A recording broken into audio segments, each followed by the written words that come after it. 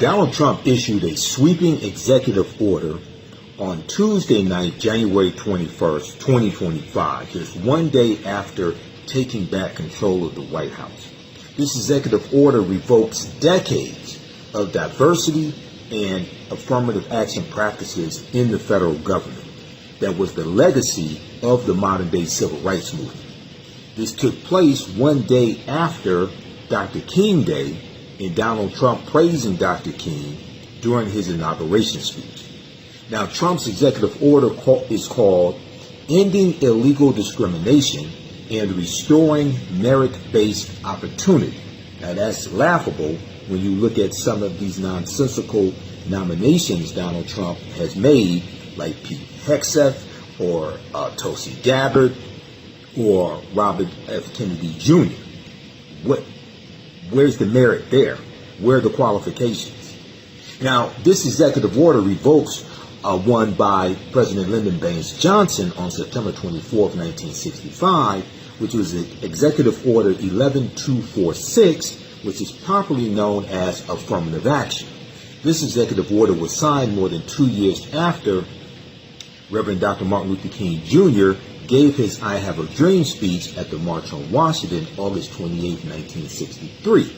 Incidentally, the name of the speech was called A Canceled Check, and then it was later called I Have a Dream. I encourage everybody to go to archives.gov, the U.S. National Archives, and read the entire speech if Donald Trump has not removed that from the website. Now, Lyndon Baines Johnson's order, Executive Order 11246, gave the Secretary of Labor the authority to ensure equal opportunity for people of color, especially African Americans and women, in federal contractors, recruitment, hiring, training, and other employment practices. It required federal contractors to refrain from employment discrimination and take affirmative action to ensure equal opportunity, quote, based on color.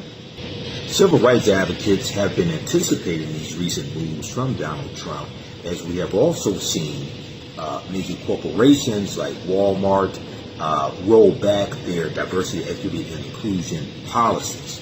The Reverend William Barber of Repairers of the Breach told Axios.com beforehand, before this executive order was signed, that President Johnson's executive order was needed to fight discrimination of that era and is still needed today. Now, Donald Trump's new executive order directs all, quote, executive departments and agencies to terminate all discriminatory and illegal preferences, mandates, policies, programs, activities, guidance, regulations, enforcement actions, consent orders, and requirements. Now, this is continuing to perpetuate the myth that white people are being discriminated against and white people are the main victims of racism. Now, racism is a system of advantage and privilege distributed based upon race, which comes out of the ideology of European white supremacy. Racism occurs when one race of people control the majority of the wealth, power, resources, privileges, benefits, land, access to education, access to opportunity, jobs, wealth, etc., and they use that power to marginalize, subordinate, and do harm to other races of people. Okay, racism is a group-to-group relationship. Now, this executive order extends out to the private sector as well. The private sector, corporations, etc. Quote, Donald Trump says in this executive order, quote, I further order all agencies, federal agencies, to enforce our long-standing civil rights laws and to combat illegal private sector DEI preferences, mandates, policies, and programs. We know that affirmative action in college admissions was overturned by Donald Trump's 6-3 conservative Supreme Court.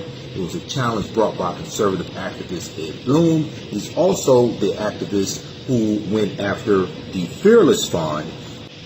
Close Trump allies want to dramatically change the government's interpretation of civil rights era laws to focus on, quote unquote, anti-white racism, end quote, anti-white racism rather than discrimination of people of color, especially African Americans.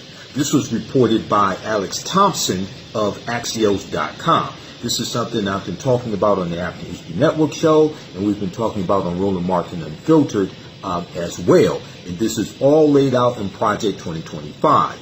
We know that Russell Vaught, who's known as the architect of Project 2025, has been waging war against diversity, equity, and inclusion as well.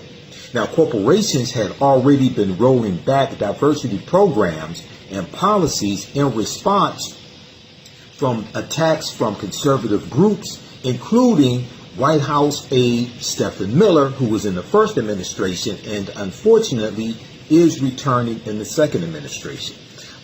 Stephen Miller filed multiple lawsuits over corporate diversity, equity, and inclusion programs by his group, America First Legal. Okay, so we're going to see more of this taking place. We know that there were a slew, 46 executive orders done on day one, January 20th, 2025, and basically 78 executive orders and memos that Donald Trump did. Some of those were attacking diversity, equity, and inclusion as well, and he's rolling back a lot of the progress that the Biden-Harris administration has made, especially on behalf of the African Americans. You've heard me before talk about the 36-page document at whitehouse.gov that deals with how the Biden-Harris administration, how their policies are helping the African American community. The name of that document, Fact Sheet, the Biden-Harris administration advances equity and opportunity for Black Americans and communities across the country. This version is from February 27th, 2023. Okay, well, it has been removed from whitehouse.gov. So lawsuits were filed, multiple lawsuits were filed by Stephen Miller against corporate DEI programs by his group, America First Legal. Okay, so you're going to see more of these attacks, more of these executive orders coming from Donald Trump. You're going to see anti-DEI bills being passed through Congress as well. All right, so this is an example of how elections have consequences. This is what I was warning people about going back to 2023, because I've been talking about Project 2025 since 2023. Watch me on the African History Network show on Sundays, 9 p.m. Eastern Standard Time. Follow me right here on Instagram and YouTube at Michael Imhotep, IMHOTEP, and on Facebook, The African History Network, The African History Network, and Michael Imhotep on Facebook. And visit my website, AfricanHistoryNetwork.com, AfricanHistoryNetwork.com. You can register for my online classes. You can support the work that we do at the African History Network through Cash App, $, TheAHNShow through Cash App, $, TheAHNShow through Cash App, or through PayPal, PayPal.me/TheAHNShow.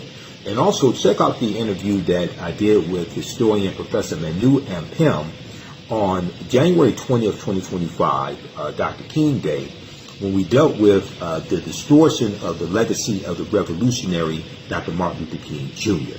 It was a deep, almost 2-hour interview, getting deep into the history of Dr. King, the civil rights movement, and dispelling a lot of myths as well.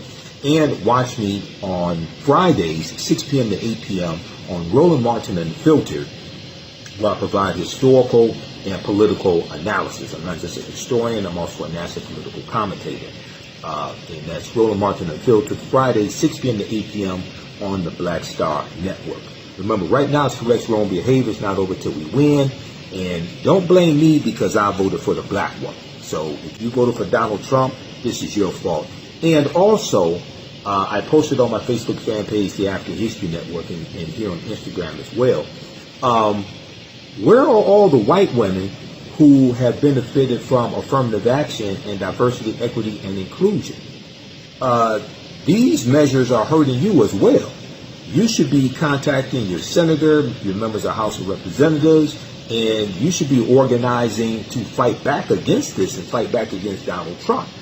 We know there's talk about economic boycotts against some certain targeted corporations. So white women, you should be speaking as well.